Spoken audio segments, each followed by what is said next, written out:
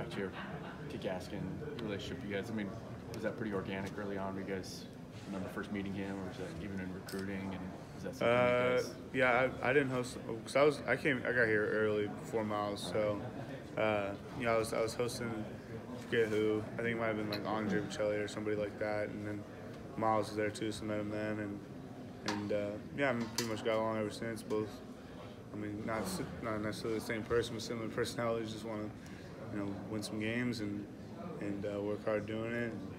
I mean, I have zero problems with people that are willing to work hard and want to win games and aren't, interested in being celebrities. Jake, you cover Penn State. When you look at their defense, what do you see? You see a lot of different looks, very well disciplined. Some of those teams that you see bring a lot of different pressures. They'll mess it up on the back end, and you very rarely see that with them.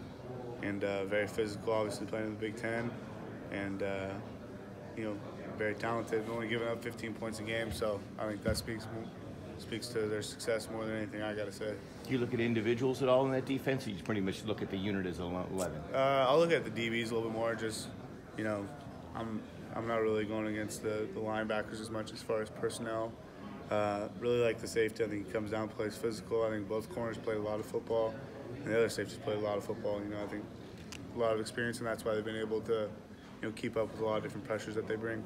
Pettis, his abilities, his all-around abilities, not just receiving, but punt returns. What does he mean to this program? He's a very explosive player for us. Our best receiver, and he's able to do a lot of different things for us. And I think he's thrown the ball a few times. He's caught it. Sweeps, reverses, just trying to get the ball in his hands.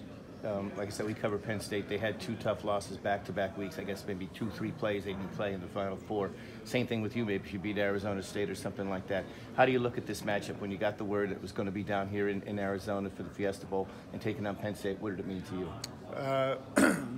Penn State's been a team and a program that's been good for a lot of years, and has a lot of national respect. And I don't think we necessarily have that as far as being a little bit newer to the teams that are playing these big time bowl games. And so to be able to match up against them and against a team from the Big Ten is pretty cool for us. Thanks for your time. Yeah, no problem. Jake, is there any difference with Coach Lubick compared to Coach Smith, and just in terms of the game planning aspect and all the things that kind of go into figuring out how to beat a team? I think everybody's gonna have a little bit of their signature on stuff, but we're not. It's not like we're changing the whole offense or anything like that. We're gonna do what was a success for us and have a couple shot plays and red zone ideas that work against we think are going to work against who we're going against. But I mean, as far as just the play call and all that, I think it's never going to be exactly the same, but I don't think it's going to be really different either. Have you got a sense for his flavor, or his signature, kind of the things that he likes to do? I mean, yeah. I mean, you guys will have to wait till Saturday to see, but right. Yeah, I think got a feel for him throughout the season too, just what he likes and stuff like that. He mentioned organization too, is how he thinks is really kind of the key to this whole thing.